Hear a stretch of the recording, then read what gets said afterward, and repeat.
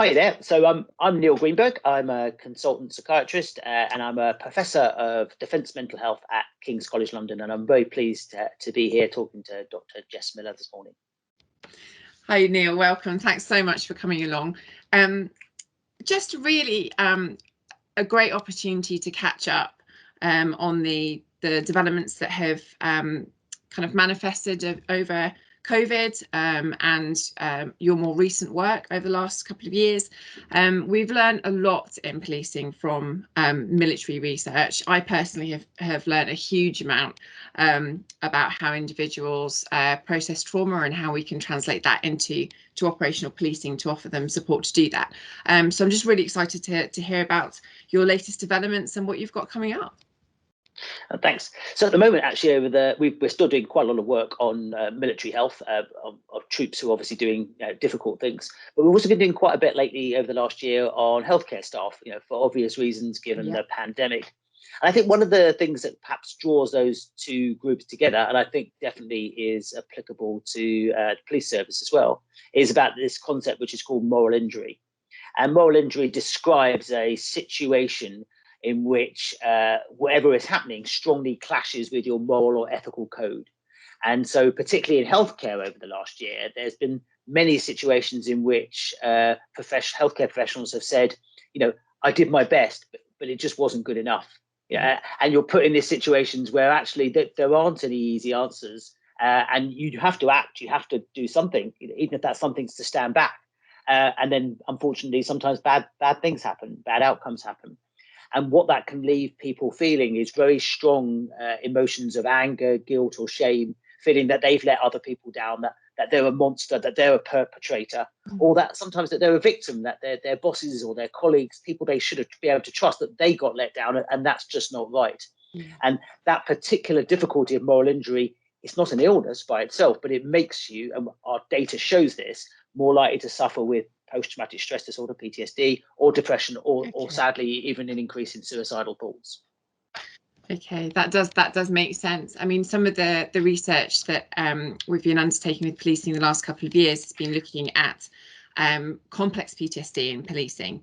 And one of those, the core components of complex PTSD that differentiates it from regular PTSD is that notion of a sense of worthlessness and of failure. And we've seen that the notions of shame and experience of things like humiliating behaviours in the workplace and so on and so forth really do contribute to complex PTSD in especially in men in policing. And we can see even through Police Care UK, the charity that I work for, the beneficiaries that are coming to us, we're starting to understand that a lot of them are stepping forward because they're part of an ongoing investigation or they have some sense of grievance or feeling that something went wrong when it shouldn't do within the organisation. Yeah, absolutely. And I think one of the really kind of troubling features of moral injury is because you have these really strong emotions and it often happens alongside a critical event, so often something traumatic, classically traumatic, death, dying, horror, fearful has also happened.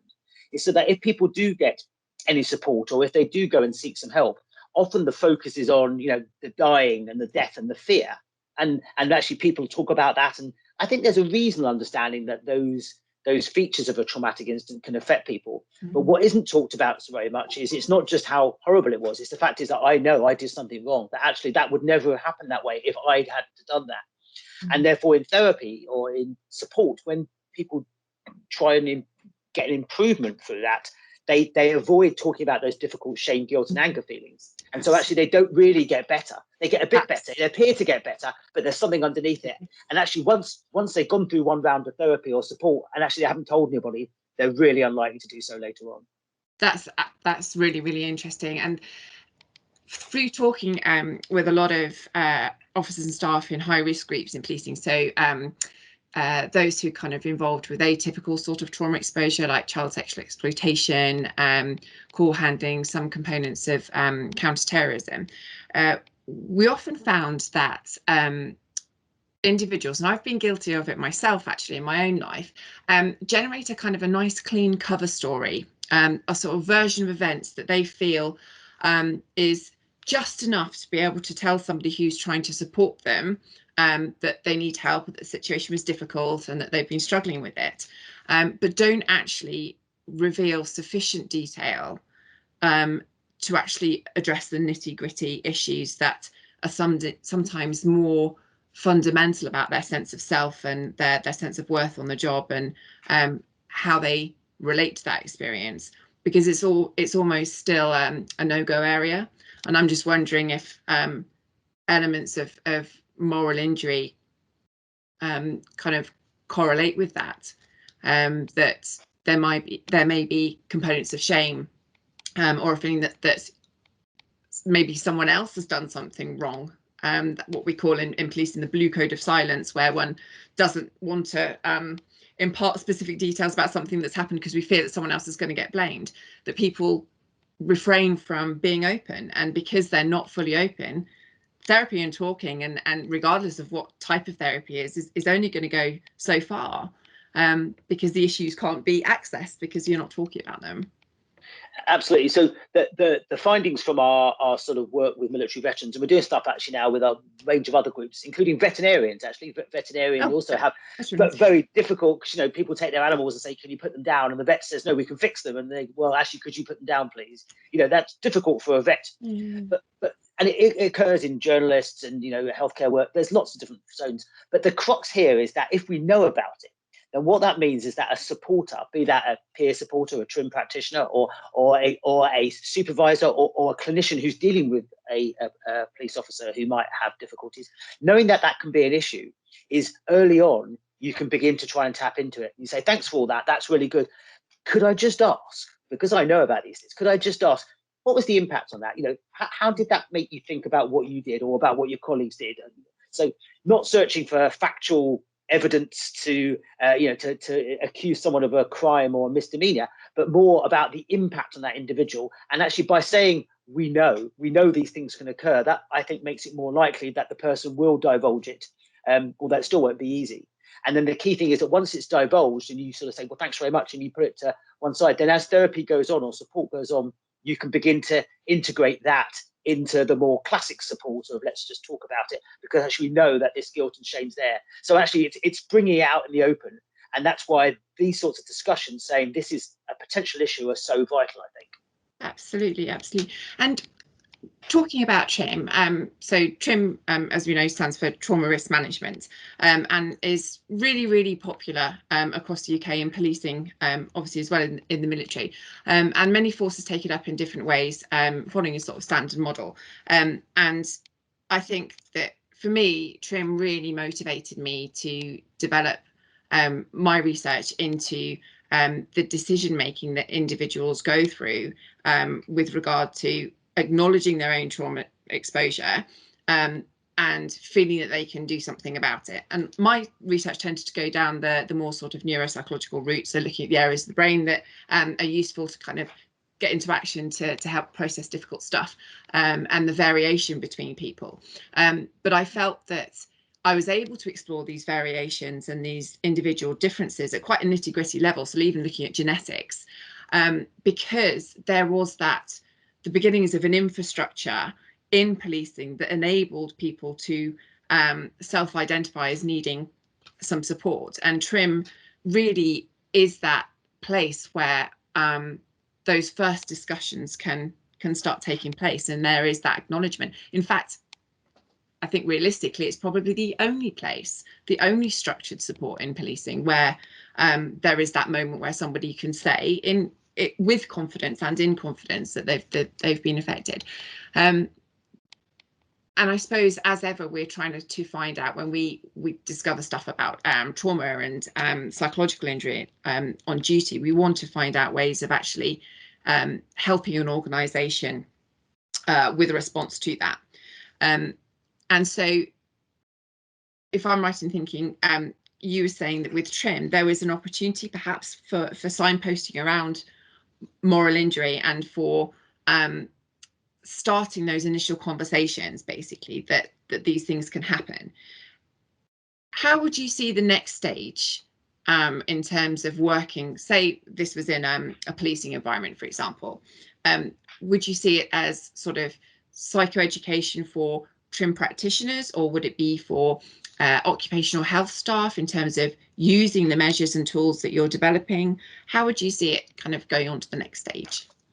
So what we've done over the last couple of years, but we've formalised in our training over the last year, is to bring actually moral injury as part of the TRiM process. So TRiM risk factor number 2 is, did the person think their life was threatened? Did they think they'd be seriously killed or seriously injured or killed? And so that's been there, and we know that that's a risk factor.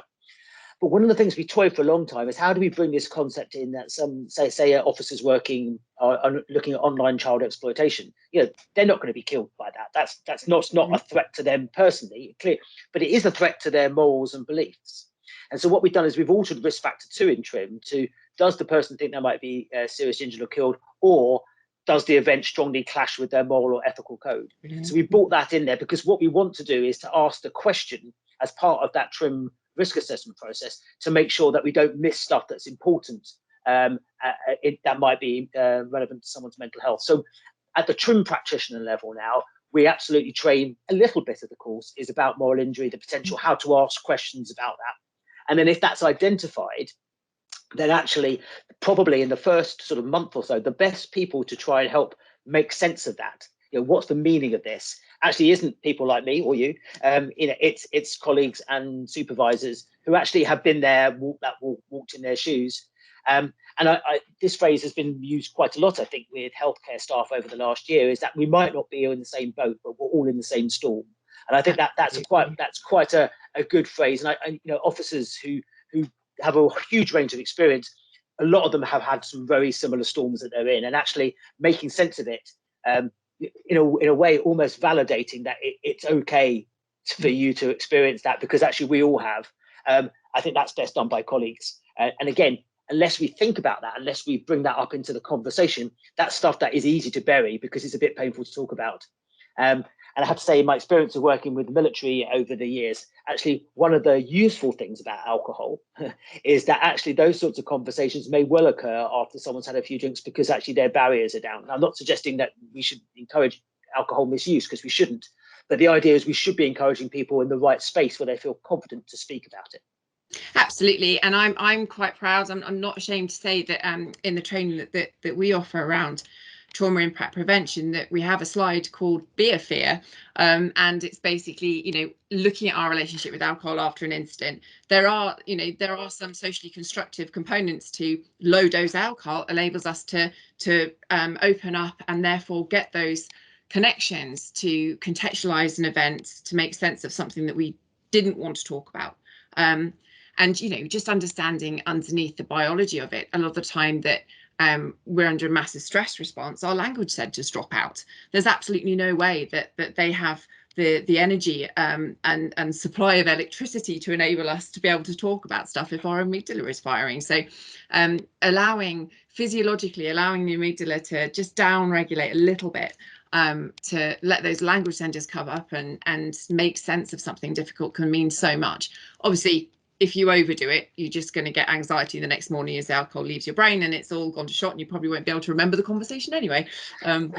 Just and there's also, as well as talking about those difficult emotions, the other thing that actually having a decent conversation with someone who's walked in your shoes helps is that occasionally, well, actually probably more commonly than occasionally, actually there are misinterpretations. So I remember back to one incident that happened when I was in the military, where there were two particular relatively senior people who tried to save a colleague who unfortunately died in a fire, and one of them was absolutely beside themselves because they knew they didn't use a fire extinguisher that was nearby, and that if they used that fire extinguisher, maybe their colleague would still be alive, but they hadn't told anybody because how can I say that, it's all my fault.